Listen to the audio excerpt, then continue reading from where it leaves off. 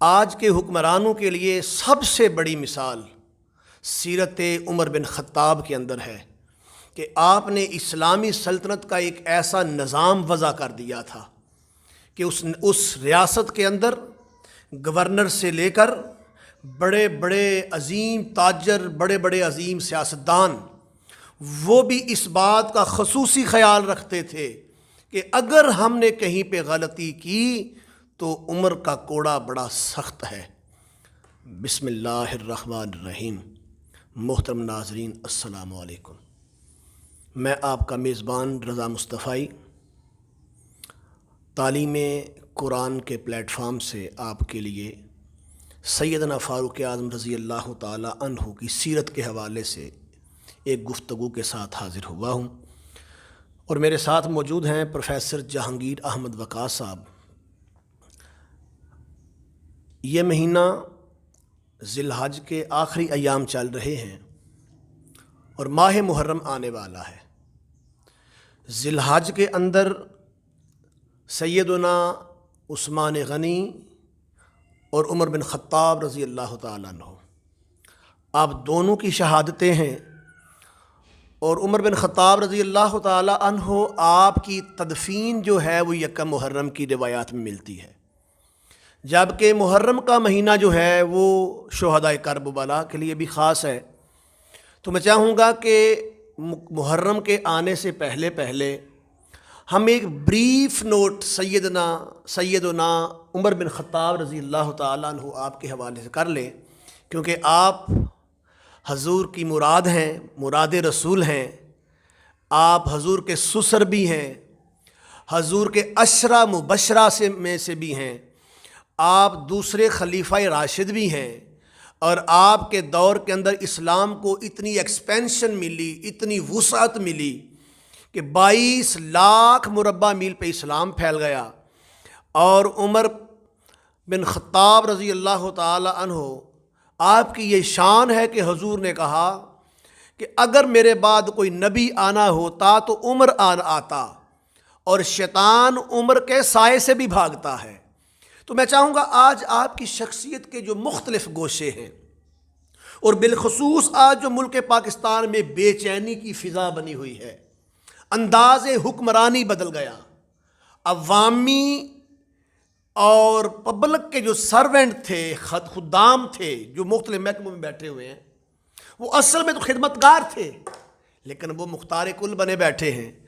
और मैं हज़रत साहब से, लामा साहब से भी उनकी तरफ माइक करता हूँ, लेकिन मुझे एक बात याद आ रही है कि एक इलाके का गवर्नर आया, उसने जुब्बा पहना हुआ था बड़ा ज़र्क बर्क किस्म का।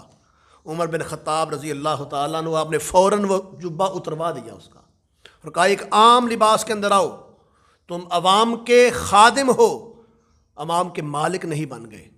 आपने तुर्की घोड़ों का इस्तेमाल ख़त्म करवा दिया, आपने दरवाज़ों के ऊपर पर्दे लटकाने ख़त्म कर दिए कि 24 घंटे किसी भी हुकूमती एहलकार का दरवाज़ा अवाम के लिए खुला रहे। इंसाफ का ये हाल था कि सल्तनत के एक कोने से लेकर दूसरे कोने तक अगर कोई औरत ज़र्क बर्क लिबास और भरपूर ज़ेवरात पहन के निकलती तो उसे कोई परवाह ना होती।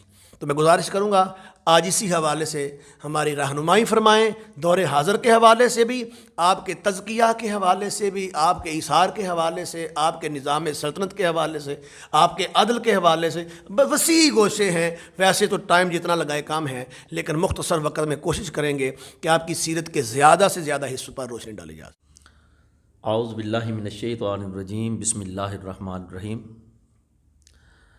प्रोफेसर साहब, आपने खलीफा सानी सैयदना फ़ारूक आज़म हज़रत उमर फ़ारूक रज़ी अल्लाह ताला अन्हु की शहादत के हवाले से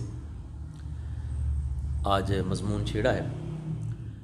तो उमर बिन ख़त्ताब रज़ी अल्लाह ताला अन्हु की शख्सियत के मुख्तलिफ़ पहलू हैं और इस्लाम के लिए जो हज़रत उमर फ़ारूक की खिदमात हैं वो तारीख़ के अंदर सुनहरी हुरूफ से लिखी गई है। बेशक।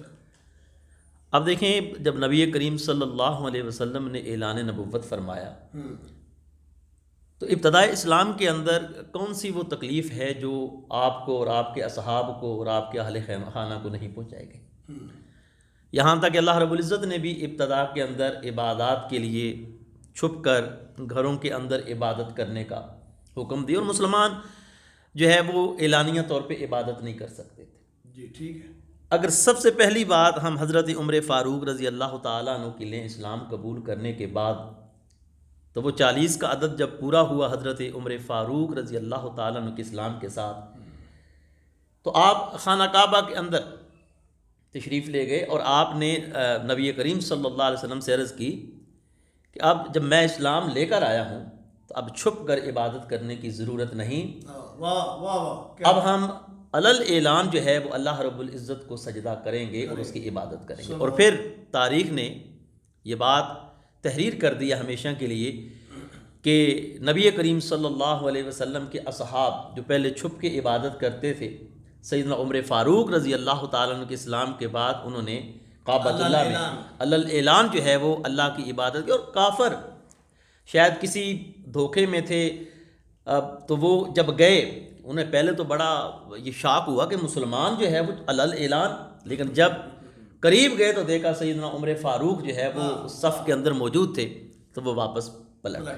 ये था हज़रत उमर फ़ारूक रज़ी अल्लाह ताला अन्हु के इस्लाम के लिए सबसे पहला कदम, यानी आप कह सकते हैं कि इस्लाम की तरक्की और इस्लाम की फ़तह, इस्लाम की उरूज और बुलंदी के लिए सबसे पहला जीना नबी पाक सल्लल्लाहु अलैहि वसल्लम की मुराद हज़रत उमर फ़ारूक रज़ी अल्लाह ताला अन्हु। और अल्लाह के नबी, ज़ाहिर बात है, कुरान हमें कहता है कि वमा यंतिकु अनिल हवा इन हुवा इल्ला वह्युन यूहा, तो अल्लाह ने हुजूर को भी ये एक तरह का इल्का किया था कि उम्र मांग लो। तो नबी करीम सल्लल्लाहु अलैहि वसल्लम ने अल्लाह से ये दुआ मांगी थी, अल्लाहुम्मा अय्यिदिल इस्लाम बि उमर इब्न अल-खत्ताब रज़ी अल्लाह ताला, ऐ मेरे अल्लाह इस्लाम को उमर बिन खत्ताब के ज़रिए से मदद दे दे, इस्लाम को तकवीयत दे दे। अब देखें इस्लाम को फिर वाकई तकवीयत मिली। अब यहाँ पे एक बात मैं ये भी ज़िक्र करूँगा, क्योंकि कुछ लोग सैयदना उमर रज़ी अल्लाह ताला अन्हु के हवाले से कुछ नाज़ेबा गुफ्तगू भी करते हैं। हालांकि ये बात अब आज की दुनिया में नहीं होनी चाहिए, इतनी तहकीक और इतनी रिसर्च आ चुकी है, और बड़े बड़े दानिशवार लोग जब इस तरह की बातें करते हैं ना तो बड़ा ऑकवर्ड सा लगता है। देखिए अल्लाह के नबी ने जब दुआ मांगी है हज़रत उमर फ़ारूक के लिए, और वो भी कि इस्लाम को मदद, इस्लाम की मदद के लिए, और इस्लाम की मदद के लिए हुजूर की दुआ कबूल हुई है, तो अल्लाह रब्बुल इज़्ज़त, अगर हुजूर के बारे में तो जो भी ख्याल है चलें वो एक अलग मसला है, अल्लाह को तो पता था ना कि ये हस्ती बाद में क्या करेगी, दुआ कबूल ही ना करते। तो अल्लाह रब्बुल इज़्ज़त ने दुआ कबूल करके हुजूर नबी रहमत सल्लल्लाहु अलैहि वसल्लम की ये मोहर लगा दी क़यामत तक के लिए कि उमर मुरादे रसूल भी हैं, और इसके साथ साथ अल्लाह रब्बुल इज़्ज़त की बारगाह के अंदर भी मकबूल हैं। उन्होंने इसी वजह से इनको इस्लाम की दौलत नसीब फरमाई है। और वाकई फिर उन्होंने जो खिदमात सर अंजाम दी है ना प्रोफेसर साहब, आप लोग समझते हैं कि हज़रत उमर फ़ारूक रज़ी अल्लाह ताला अन्हु ने हर मौके पर और ख़ास तौर पे खिलाफत का अगर हम पीरियड देखें ना, तो इस्लाम के लिए जो उनकी फतूहात हैं, यानी आपका ज़माना खिलाफत ग़ालिबन जो है वो 10 साल 6 महीने के करीब जो है वो बनता है मेरा ख्याल है।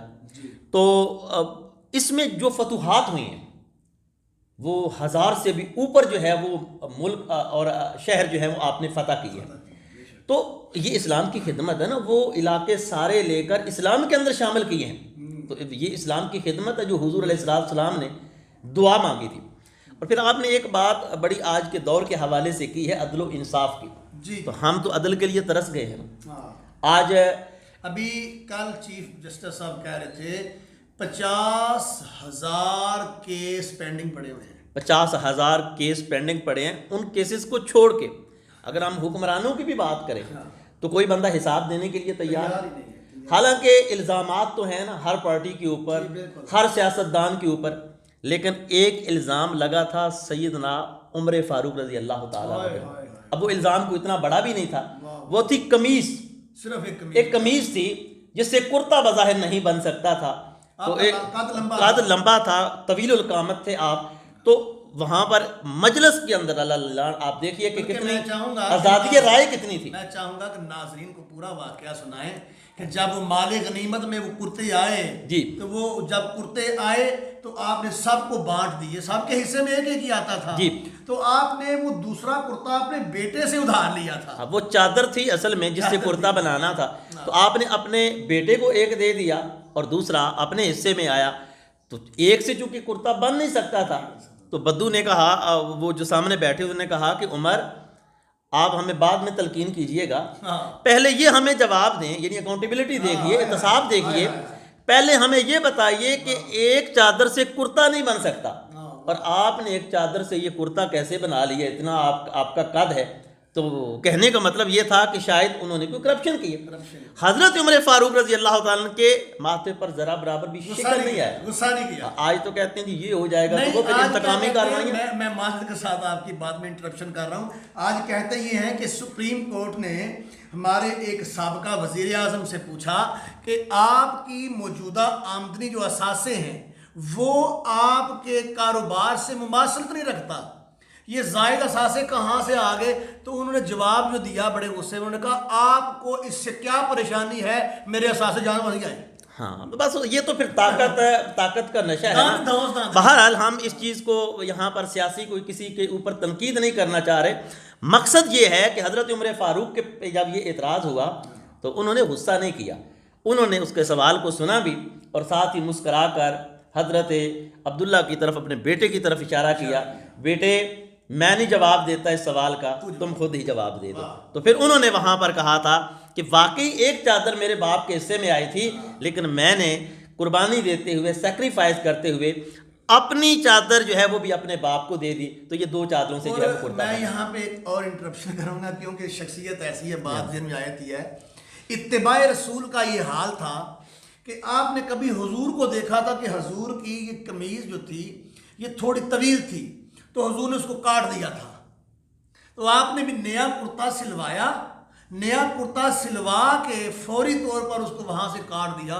किसी ने पूछा उमर इतनी ज़बरदस्त कमीज़ का, आज तो ब्रांड्स चलते हैं और कहीं से दर्जी से थोड़ी सी भी गलती रह जाए तो हम खुद जा कहते हैं यार है कि तय, लेकिन क्या इत्तिबा थी कि आपने दोनों बाजू वहाँ से काट दिए और कहा ये मुस्तफ़ा की सुन्नत है। ये मोहब्बत रसूल है ना। असल में हज़रत उमर फ़ारूक का अगर ये वाला गोशा देखें तो इब्तदा में जब नबी करीम सल्लल्लाहु अलैहि वसल्लम से गुफ्तगू हुई तो उस वक्त हज़रत उमर फ़ारूक ने कि या रसूल अल्लाह आप मुझे बाकी हर चीज़ से अजीज़ हैं पर मेरी जान से अजीज़ नहीं। तो अल्लाह के नबी ने इरशाद फरमाया था कि ईमान के लिए तो ज़रूरी है कि जान से भी अजीज़ हो। तो तब हज़रत उमर फ़ारूक ने ऐलान किया था कि अब आप मुझे मेरी जान से भी ज़्यादा अजीज़ हैं। और फिर वाकई सारी ज़िंदगी आपने वो कारनामे जो है वो करके दिखाए जो हुजूर की मोहब्बत में थे, हुजूर की इत्तिबा में थे, हुजूर की इताअत में थे।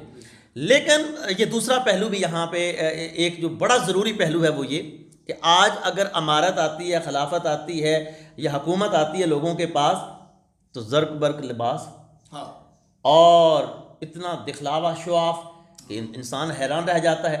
गाड़ियों की भरमार है, ब्रांडेड सूट हैं, शूज़ हैं और पत्नी क्या कुछ है कि बंदा आम इंसान खुशबू को भी वो पत्नी कितने की, घड़ी कितने की है जनाब, 22 लाख मुरब्बा मील का हुक्मरान और 3 बर्रे आज़मों का हुक्मरान। 3 बर्रे आज़मों का आप अंदाज़ा लगाइए कि कितनी बड़ी सल्तनत थी सैयदना हज़रत उमर फ़ारूक रज़ी अल्लाह ताला अन्हु की। हालत क्या है साहब? हालत ये है कि एक कुर्ता पहना हुआ है जिसकी कमीज़ अगर पीछे यहाँ पे जो ये कंधे हैं, कंधों के बीच में 3 पैबंद लगे हुए हैं, 3 पैबंद लगे हुए हैं। आज हमारे कपड़ों के ऊपर पैबंद सवाल ही पैदा नहीं हो सकता, लेकिन ज़रा बराबर एहसास से कम तरी नहीं है।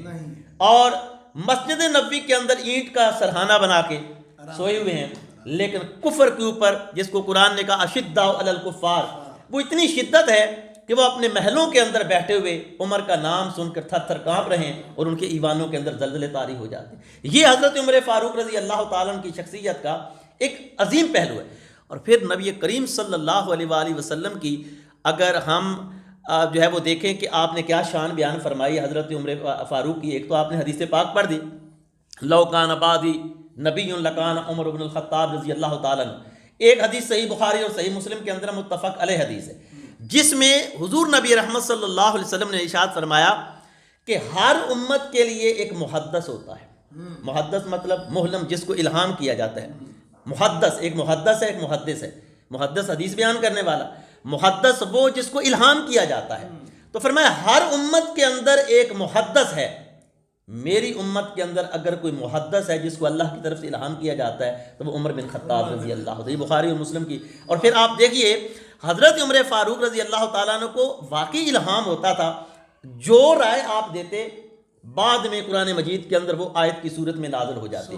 उसमें पर्दे वाला हुक्म देख लें, शराब की हुर्मत वाला मसला आप देख लें, दीगर कई मसाइल हैं ऐसे जो आपके जहन में आते, आप नबी अलैहिस्सलातु वस्सलाम के सामने उसको बयान करते। अजान वाला वाक़या जो है लोगों ने, वो तो हदीस के अंदर आ गया ना, और लोगों ने मुख्तलिफ आरा दी कि नमाज का जब वक्त आए तो घंटी बजा लिया करें, आग जला लिया करें, इस तरह की।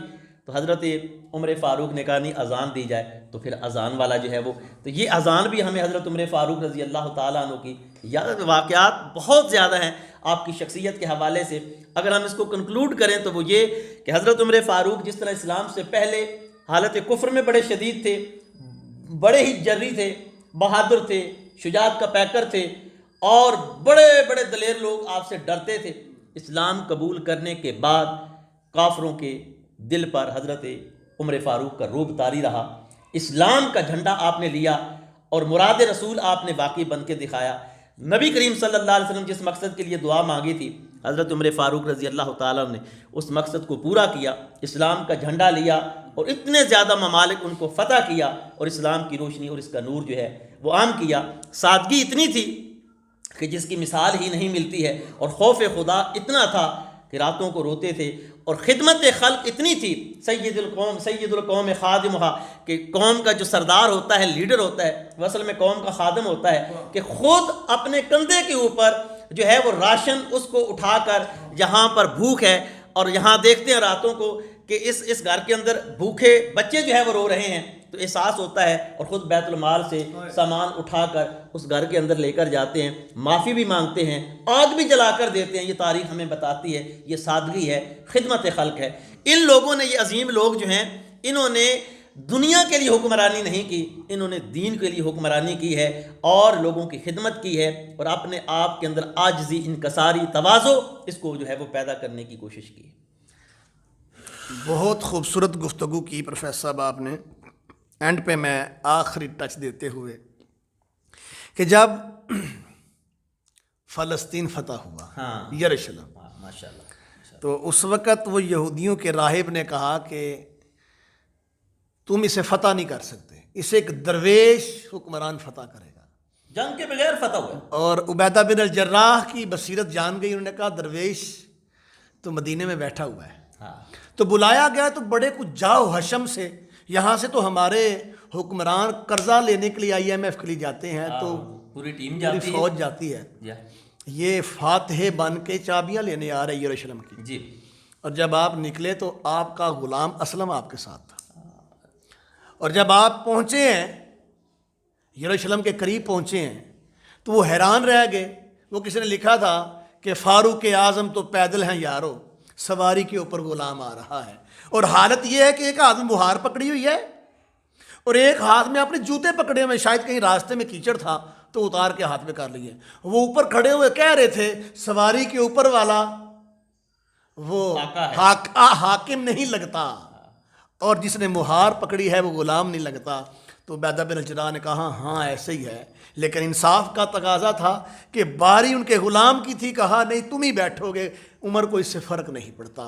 और अदल का ये मुकाम था कि अपने सगे बेटे को हद जारी की, कोड़े मरवाए, 80 कोड़े जब लगे तो वो शहीद हो गए, नेपोटिज्म नहीं था, और 20 कोड़े उनकी मैयत पे बरसाए। ये आपका अदल था। आए तो हम अपनी औलादों के मामले में आके अपने रिश्तेदारों के सलाम दुआ वाला बंदा भी हो तो हम अपने फतवे बदल देते हैं, अपने हकामात बदल देते हैं।